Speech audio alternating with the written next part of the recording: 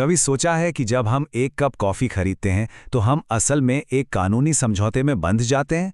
आज हम माल विक्रय अधिनियम के जरिए हर खरीद के पीछे छिपे इन्हीं मजबूत नियमों की परतें खोलेंगे।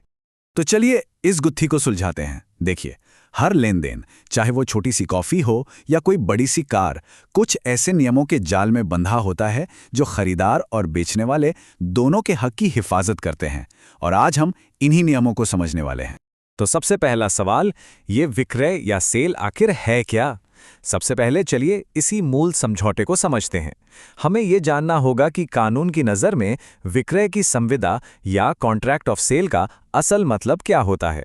तो मतलब सीधा सा है, पैसे के बदले सामान का मालिकाना हक ट्रांसफर करना। सुनने में तो बड़ा आसान लगता है ना? पर यही एक छोटा सा लेकिन बहुत जरूरी ट्विस्ट है जो एक मामूली सेल को किसी और चीज से बिल्कुल अलग कर देता है। और ये फर्क बहुत बड़ा है। विक्रय या सेल में मालिकाना हक फौरन आपके पास आ जाता है, लेकिन विक्रय का करार यानी अग्रीमेंट टू सेल में ये बस भविष्य का एक वादा है।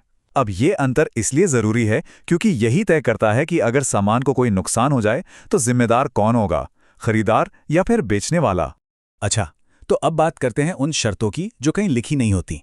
तो मान लीजिए एक सौदा हो गया, क्या बात यहीं खत्म हो जाती है? जी नहीं, हर सौदे के साथ कुछ अनदेखी शर्तें और खरीदार की कुछ जिम्मेदारियां जुड़ी होती हैं। ये वो नियम हैं जो कागज पर लिखे हों या ना हो, लागू तो होते ही हैं। देखिए, बेचने वाले का हर वादा दो में से एक होता है। या तो वो एक शर्त होती है, मतलब इतनी जरूरी कि अगर वो पूरी ना हो तो पूरा सौदा ही रद्द हो सकता है, या फिर वो एक आश्वासन या वारंटी होती है, मतलब एक छोटा वादा जिसके टूटने पर आप सिर्फ हर्जाने की मांग कर सकते हैं, सौदा रद्द नहीं कर सकते। और अब आते हैं खरीद फरोख्त के सबसे पुराने और बुनियादी नियम पर, एक लैटिन कहावत जिसने सदियों से बाजार के कानूनों को शक्ल दी है। इसका सीधा सा मतलब है, खरीदार खुद सावधान रहो। सेल ऑफ गुड्स एक्ट की धारा 16 के मुताबिक आमतौर पर यह खरीदार की ही जिम्मेदारी मानी जाती है कि वो सामान खरीदने से पहले उसकी क्वालिटी और वो उसके काम का है या नहीं, ये अच्छी तरह से जांच ले। लेकिन ये खरीदार सावधान रहे वाला नियम पत्थर की लकीर नहीं है। कानून खरीदारों को गलत सौदों से बचाने के लिए कुछ बहुत जरूरी रास्ते भी देता है। जैसे कि अगर खरीदार ने बेचने वाले की सलाह पर भरोसा किया हो, या सामान की क्वालिटी खराब निकले, या फिर बेचने वाले ने ही कोई धोखाधड़ी की हो। चलिए अब सिक्के का दूसरा पहलू देखते हैं।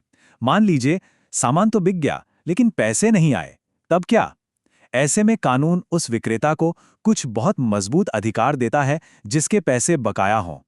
तो ये असंदत विक्रेता या अनपेड सेलर होता कौन है? देखिए, कानून की नज़र में अगर बेचने वाले को पूरी कीमत ना मिली हो या फिर उसे दिया गया चेक बाउंस हो गया हो, तो वो फौरन एक अनपेड सेलर बन जाता है और उसे कुछ खास कानूनी हक मिल जाते हैं। और ये अधिकार भी स्टेप बाय स्टेप बढ़ते हैं। पहले तो वो कीमत मिलने तक सामान को अपने पास रोक सकता है। अगर खरीदार दिवालिया हो जाए तो वो रास्ते में जा रहे सामान को भी वापस मंगवा सकता है, और कुछ खास हालात में वो उस सामान को किसी और को दोबारा बेच भी सकता है। और अब आता है इस कानून का सबसे दिलचस्प और पेचीदा हिस्सा। सोचिए, क्या होगा अगर जो इंसान सामान बेच रहा है वो खुद ही उसका मालिक न हो? इसके लिए भी कानून में एक पुराना लैटिन सिद्धांत है जो धारा 27 का आधार है, नेमो दात कॉड नॉन हैबिट। मतलब कोई वो चीज़ नहीं दे सकता जो उसके पास है ही नहीं। आप वो चीज़ नहीं बेच सकते जिसके आप मालिक नहीं हैं। तो इसका सीधा सा मतलब ये हुआ कि अगर किसी ने चोरी की कार खरीद ली तो उसे उस कार का कानूनी मालिकाना हक नहीं मिलेगा, भले ही उसने पूरी कीमत चुका दी हो। लेकिन कानून इतना सख्त भी नहीं है और इसके भी कुछ बड़े अपवाद हैं। तो सवाल उठता है कि ये अपवाद हैं क्यों? देखिए, कानून ये मानता है कि बाजार सही से चलता रहे, इसके लिए उन सीधे साधे खरीदारों की हिफाजत करना भी जरूरी है जो अच्छी नीयत से कोई सामान खरीदते हैं, भले ही बाद में पता चले कि बेचने वाले का ही हक कमजोर था। और ये हमें आज के दौर के एक बहुत बड़े सवाल पर लाकर खड़ा कर देता है। डिजिटल सामान और एनएफटी की इस दुनिया में जहां कब्जा और मालिकाना हक जैसी चीजों के मायने ही बदल रहे हैं, 100 साल पुराने ये नियम भला कैसे लागू होंगे? ये एक ऐसा सवाल है जिसका जवाब आज का कानून और बाजार दोनों ही ढूंढ रहे हैं।